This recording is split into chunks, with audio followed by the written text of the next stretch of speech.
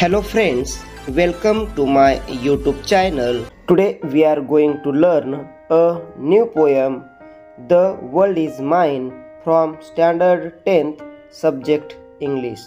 विद्यार्थी मित्रांनो, आज आपण इयत्ता 10वीतील The World is Mine, हे जग माझे आहे, ही कविता आपण पाहणार आहोत.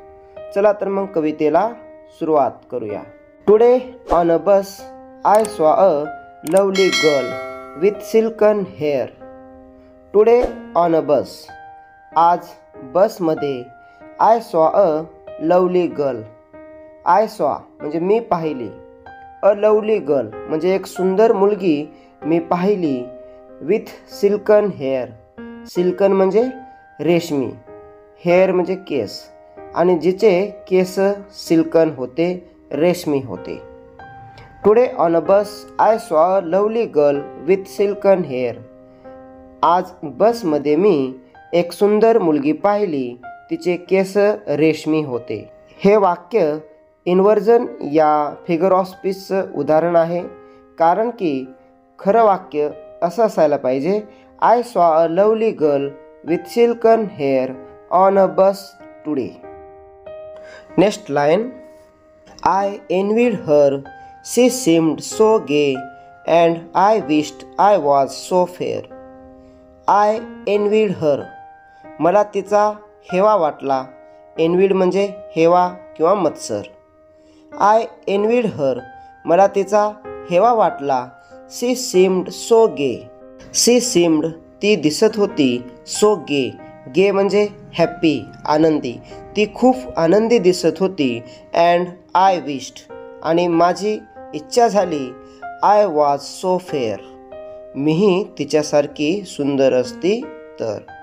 I envied her, she seemed so gay and I wished I was so fair. मला तिचा हेवा वाटला, ती खूप सुंदर दिसत होती, खूप आनंदी दिसत होती, आणि माझी इच्छा झाली, मी तिच्यासारखी सुंदर असती तर. When suddenly she rose to leave, I saw her hobble down the aisle. When suddenly जेव्हा ती अचानक, she rose to live, रोज म्हणजे उठणे, to live म्हणजे जाण्यासाठी, जेव्हा ती जाण्यासाठी अचानक उठली, I saw her hobble down the aisle. I saw मी पाहिले, her hobble, hobble म्हणजे लंगडत चालणे, her hobble down ती लंगडत चालत होती, the aisle. ऑइल म्हणजे बसच्या दोन रांगाच्या मधली जागा. तर when suddenly she rose to leave, I saw her हॉबल down the आईल म्हणजे जेव्हा ती अचानक उठून जायला निघाली, मी तिला पाहिलं, ती लंगडत चालत होती. She had one leg and wore a crutch but as she passed a smile. She had one leg, तिला एक पाय होता, and wore a crutch, crutch म्हणजे कुबडी किंवा आधार घेणे, ओर अ क्रच आणि तिनं कुबडीचा आधार घेतला होता, काठीचा आधार घेतला होता. But as she passed a smile आणि जेव्हा ती तिथून जात होती, तेव्हा ती जाताना ती मला हसून गेली. She had one leg and wore a crutch but as she passed a smile. तिला एक पाय होता, ती काठीचा आधार घेत चालत होती, आणि जाताना ती मला हसून गेली. Oh God forgive me when I whine. Oh God, अरे देवा, फॉरगिव्ह मी, फॉरगिव्ह म्हणजे माफ करणे. ओ गॉड फॉरगिव्ह मी, अरे देवा मला माफ कर, व्हेन आय वाईन. वाईन म्हणजे रडगाणे गाणे किंवा कुरकुर करणे. Oh God forgive me when I whine, अरे देवा मला तू माफ कर, जेव्हा मी तुझ्याकडे रडगाणे गाते. आय हॅव टू लेग्स, मला दोन पाय आहेत. द वर्ल्ड इज माइन, आणि त्यामुळे हे जग माझे आहे. Next stanza, and then I stop to buy some sweets, the lad who sold them had such charm. And then आणि त्यानंतर, आय स्टॉप्ड मी थांबले, टू बाय सम स्वीट काही स्वीट खरेदी करण्यासाठी मी त्या ठिकाणी थांबले. The lad who sold them had such charm. The lad म्हणजे मुलगा. हू सोल्ड देम जो मिठाई विकणारा मुलगा होता. Had such charm. चार्म म्हणजे खूप आकर्षक किंवा गोड वाटणे. हॅड सच चार्म म्हणजे खूप आकर्षक गोड दिसत होतं. Next line. I talked with him. He seemed so calm and if I were late it would do not harm. I talked with him. मी त्याच्याशी बोलले. ही सीम्ड सो काम. ही सीम्ड तो दिसत होता. सो काम. काम म्हणजे तो शांत दिसत होता. And if I were late आणि जर मला उशीर झाला. It would do not harm म्हणजे कोणालाही इजा होणार नव्हती किंवा काही फरक पडणार नव्हतं. Next line. And as I left he said to me I thank you. You have been so kind. And as I left मी तिथून जेव्हा जाताना निघाले. ही सेड टू मी तो मला सांगितलं. आय थँक यू त्यांनी मला थँक्यू म्हटलं.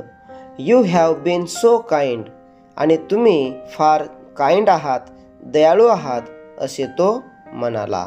Next line. It's nice to talk with folk like you.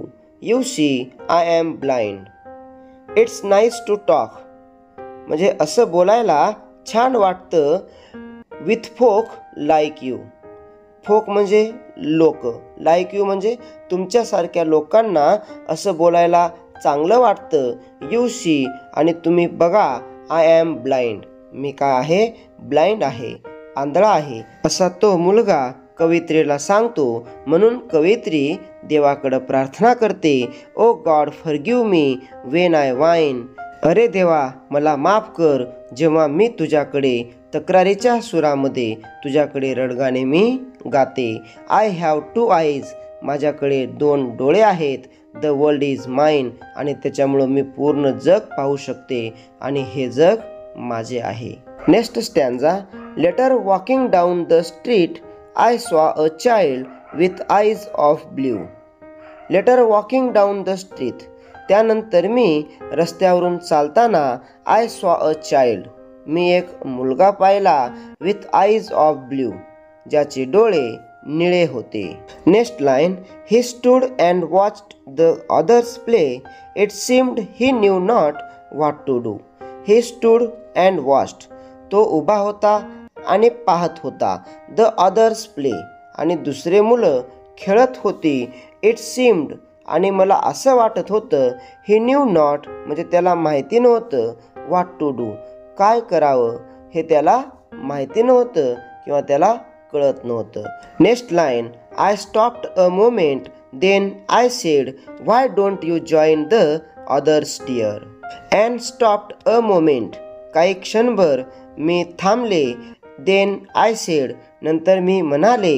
Why don't you join the others dear तू दुसऱ्या मुलासोबत खेळायला जॉईन का होत नाही असं मी त्या मुलाला म्हणाले. Next line. He looked ahead without a word and then I knew he could not hear. He looked ahead. Ahead म्हणजे समोर. तो समोर पाहत होता. विदाउट अ वर्ड म्हणजे एकही शब्द न बोलता तो समोर पाहत होता. अँड देन आय न्यू आणि त्यानंतर आय न्यू म्हणजे मला कळले. ही कुड नॉट हिअर तो ऐकू शकत नव्हता कारण की तो बहिरा होता.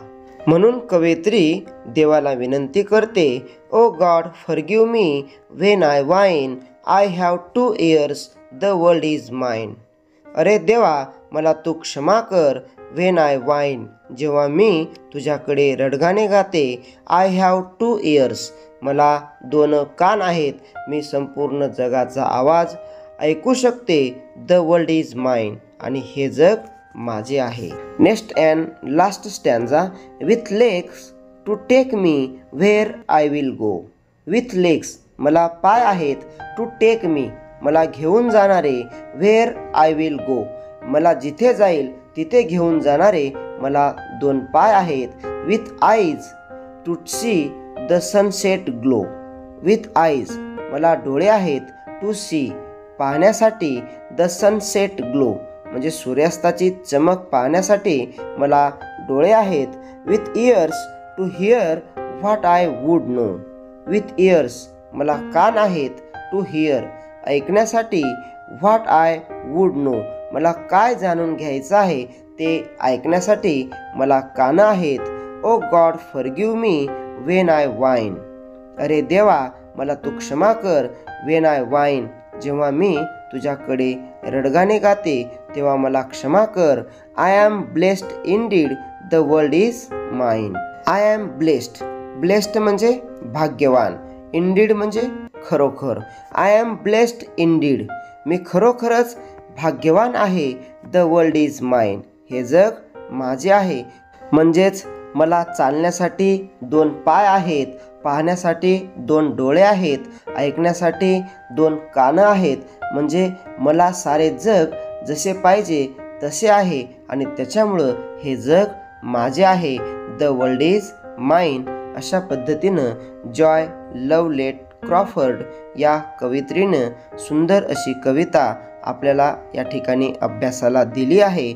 जर ही कविता तुम्हाला आवडली तर लाईक, शेअर आणि चॅनलला निश्चित सबस्क्राईब करा. पुन्हा भेटूया नवीन पाठासोबत. तोपर्यंत जय हिंद, जय महाराष्ट्र.